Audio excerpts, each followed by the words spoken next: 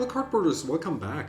With the Duskmourn set out now and everyone testing out different cards and new mechanics, some cards have been rising in price and I let the channel know in advance so you also had a chance to get some yourself. I have like more than 10 letters here waiting to be opened on my table, and it's time for another installment.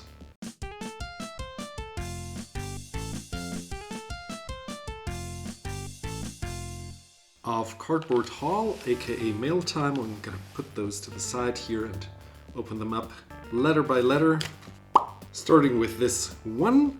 And the mechanic that many people are trying out currently is the room mechanic, and I was able to get my hands on a couple of textured foil Zurs. Here's a German one for you. This one has like a little damage from shipping.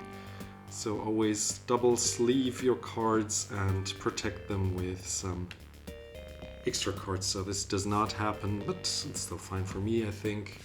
So let's put this to the side, look at the next one and see what we got. There are some extra cards to protect the actual card. Yeah, another Zur. And yeah, let me know on the channel if I should build a Zur Rooms deck, since this card is amazing with rooms. I think I ordered 1 or 2 English copies, but obviously I'm gonna show it on the side here. This is another German copy. A little off-center actually, left to right. Interesting.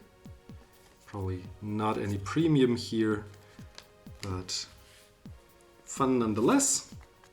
And the way that the Zur synergizes with the rooms is that it can transform them into creatures equal to their mana costs. And yeah, these rooms you pay for the cheaper half and they become big creatures equal to their entire mana cost, and later you can even enable the other side as well. So yeah, that was also off-center, left to right. Interesting. Got a second one off-center here. The other 2 are not off-center. Interesting. So these 2 might actually be from the same sheet. A Pokemon Energy card, sure, why not? Yeah, these look all really nice. I guess the English copy isn't here yet, so there will be another order or 2 coming in with the English copy. But yeah, you know what he does. We also got some vintage cards coming up very soon. But I think another 2 or 3 orders with modern cards, and then we look at some vintage cardboard. Got some arcane signets. Yeah, I remember this one. This one took quite a while, and I really like this artwork of this kind of Marvel gauntlet here. And yeah, these were very nice in price, and I also wanted to get some for different decks. With these Zurs, by the way, I will probably build a deck if you want me to, or trade them away. And do consider subscribing to the channel if you want some more financial heads up in advance, so that you know as soon as I see them what is moving on the market. These were still some orders that were missing from the last order, so I'm not gonna go into that many details here, but there was a buyout of Mana Vaults and I got several of these. And yeah, these 2 orders were still missing in the last one. But I'm also moving, so I have to, well, get them off the table, because yeah, I want to know if everything is in order with my orders, and also don't want to pack them up in any special way, or yeah, with all the extra paper and packaging that they have around them, and just sleeving them up and putting them into a box is much easier to move than like flimsy letters where you have to look how you transport them. So I think that should be it. We should be hitting into vintage cards, and I think with this one we are opening a bigger card. I spent around another 500 on vintage magic for the beginning to mid-October, and let's see what we have. Oh yeah, that is a Mana Vault from Unlimited, and I needed one. It's an uncommon, by the way, in this set. This one has a really nice face on the front and back, really clean on the front as well, and I'm really happy to put this into my vintage Unlimited set cube. I think the person who sent me This one, yeah, he told me that there was a tiny speck of inking that you can see here. But yeah, it's almost gone, and for me that's fine since the price was also really nice. Maybe some minor inking here as well. But yeah, it's barely visible, and yeah, price was fine, so I don't mind that much. And it didn't bleed to the front, so, or maybe minorly bleed to the front. But other than that, I'm really happy with this copy to put it into the set cube. Really nice. These also rose in price and will probably be stable in the upcoming years, since yeah, there are not many on the market, and the people who want them, they buy them for themselves. And we'll probably not put them back onto the market, so yeah, keep that in mind when you are purchasing or considering to purchase vintage cards. Got a signed Island Sanctuary, also from Unlimited, from our Unlimited set cube. I think this is a rare, and it's actually not a bad one in a limited environment where you play just Unlimited, for example, and just draft that set. So yeah, that is a solid card. Really nice, good in condition, and really clean. Obviously, probably no inking. Yeah, this looks really nice and clean. We got another big order coming up from a friend. 2 more letters, and then we can hit into a big package. Oh yeah, an Unlimited Berserk. Let's see how we can get this out safely. Yeah, okay, that's already open. Yeah, got a Berserk, which apparently has a crease. Let's see. Oh yeah, here. Back on the back side here, a tiny damage, but otherwise really nice and clean. So I'm glad to have gotten this for a fair price, and that is a very strong rare. And then we have another vertical bend land equilibrium, which also has a really nice face. But as you can see, it has a bend going down the card here. But other than that, it's barely marked in the sense that you can see it on first glance. No inking to be seen. So yeah, this is also a wonderful card, and is another rare that I needed for my Legends set cube. And I think I need around 40 more cards. I don't know the exact number, but I am reaching the end, and people paid around $200 at the height of the pandemic times, and right now it's relatively cheap compared to like 2 years ago. So I'm starting to accumulate these more expensive cards step by step. These I already had a while ago, but with the Nadu craze, I was actually so detached that I actually sold my Sylvan Paradise and my Sea King's Blessing into the hype, knowing that probably Nadu will be banned at some point, or that the hype will die down and these will be cheaper. And yeah, they came right back down, and I got 3 times the money that I paid for right now. So that's kind of nice. It has a binder ding down here and some damage in the corner here, but other than that, it's nice.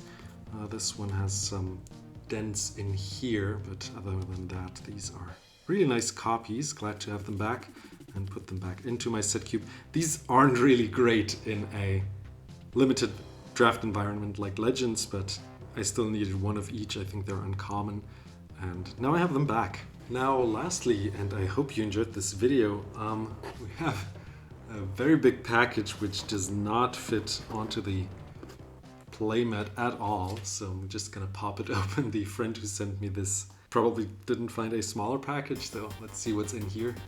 I got another package inside the package, so let's see what's inside that. Okay, and it's inside a letter, so let's open this together and see what I ordered.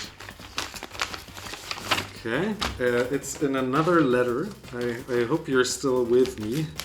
This order cost me around $300, and I think it arrived safely. Okay, it's a whole bunch of top loaders with cards inside them. Really nice. Okay, so let's see. Yeah, here we are. Okay, now we're in.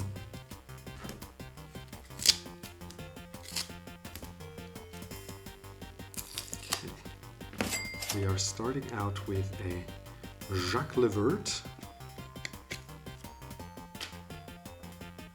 Let's check for conditions. It has some whitening on the top, but otherwise it looks really nice. I'll not check them all for inking. Got a Spinal Villain. Oh, there's another card in there. These I all still needed for my Legends set cubes. I'm really glad to have those now. It has some whitening in the back. Otherwise, good condition. The Spirit Generator, no, a Serpent Generator is signed by Mark. This one is really clean, really nice. Got Greed next, which is an original Legends card, if you didn't know. This is the original art for Greed and was a rare back then, if I'm not mistaken. It's a really nice, clean condition. Ooh, a Nicol Bolas. That one looks nice. Oh yeah.